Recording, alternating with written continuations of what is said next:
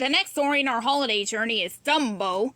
Dumbo's First Christmas. One December morning, Dumbo the flying elephant woke up to find the circus grounds strangely quiet. He stuck his head outside his tent. Where was everyone? Then Timothy Mouse appeared. "It's Christmas vacation," he announced. "Time to sleep late, play in the snow, and get ready for the holidays." Dumbo looked puzzled. "Aw, don't tell me you've never heard of Christmas before," Timothy said in disbelief. "Hey, fellas," he called up to the crows. "Come on down here. I need help explaining Christmas to Dumbo." The birds scattered around the elephant and began to chatter all at once. "Why, Christmas is packages wrapped up in shiny paper. Now, wait a minute. What about fancy holiday food? Don't forget a big Christmas tree covered in ornaments and lights. And music. You can't have Christmas without carols."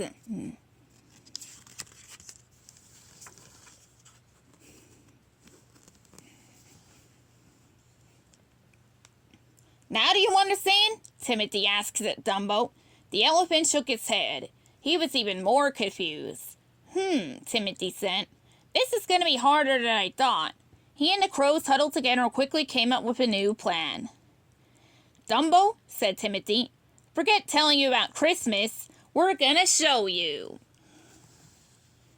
Timothy Mouse scampered up onto Dumbo's cap.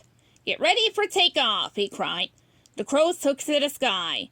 Dumbo flapped his ears and followed right behind him.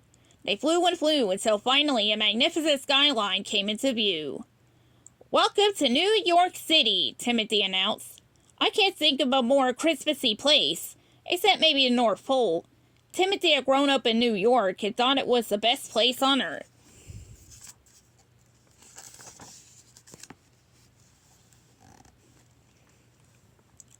The little mouse gave Dumbo a tour of the bustling city. He showed the elephant the most festive place in New York first.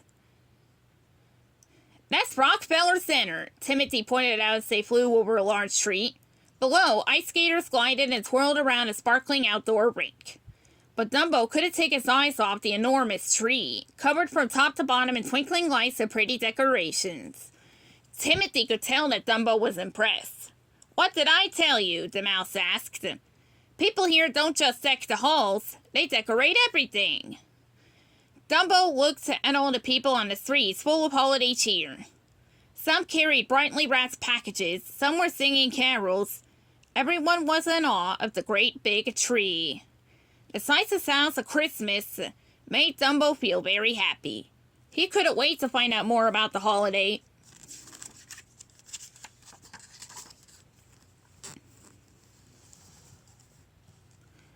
Timothy Mouse and Dumbo flew down Fifth Avenue, where the shop windows were filled with beautiful Christmas displays. Dumbo watched the shoppers hurrying around with large bags of presents, but Timothy saw something else. "That's strange," he said. "People keep leaving presents in a box in front of that store over there. Come on, let's go find out what's going on." When Dumbo swooped down closer to the ground, everyone cheered. They had never seen a flying elephant before. Dumbo felt like he was performing at one of his shows. "What are the presents for?" Timothy Mouse asked a woman. "Is it the store's birthday or something?" The woman chuckled. Then she explained that the packages were toys for children. "There's just one problem," she continued. "The snow has slowed down the traffic, and I didn't know how we're going to make all our deliveries in time. The boys and girls will be so disappointed if they don't get their presents this year."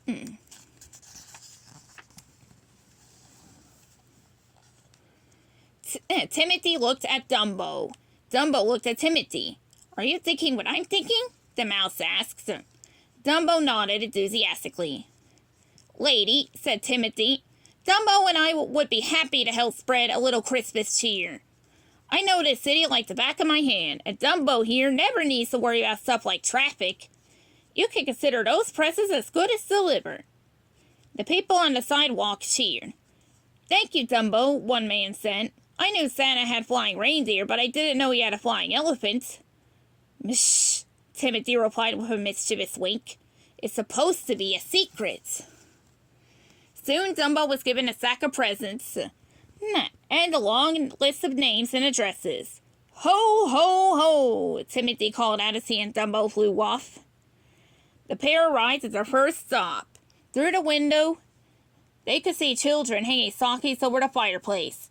When they saw Dumbo and Timothy Mouse, they shouted with joy. Timothy handed each child a brightly wrapped present. Thank you, the children cried as Dumbo and Timothy flew away.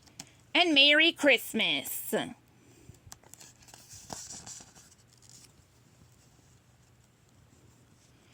Dumbo and Timothy flew from one house to another. They dropped off dolls and dump trucks, books and building blocks, puppets and puzzles. Every once in a while, the crows took a break for sightseeing to pitch in and sing some Christmas music. They were the funniest carolers the kids had ever seen. Timothy's favorite part was watching the children and their parents when they spied a Dumbo outside their windows. They'd blink and rub their eyes, wondering if what they were seeing could possibly be real. What's the matter? Timothy would say playfully. Haven't you ever seen a flying elephant before? Then he'd laugh. But what Dumbo loved most was the way the children's faces lit up when he gave them their presents. It made him feel happy right down to his toes. We'll come back to visit them again soon, Dumbo, said Timothy as they headed for home. I promise.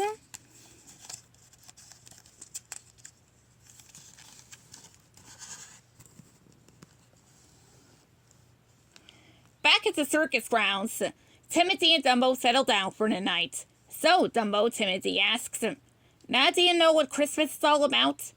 Dumbo wasn't listening, though. He was thinking of all the children he had met that day. And how he and Timothy had made them all smile. It had been a perfect first Christmas.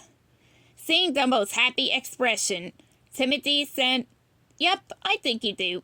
The two tired friends soon fell fast asleep. That night, for the first time ever, Dumbo's dreams and his heart were filled with the magic of Christmas. The end.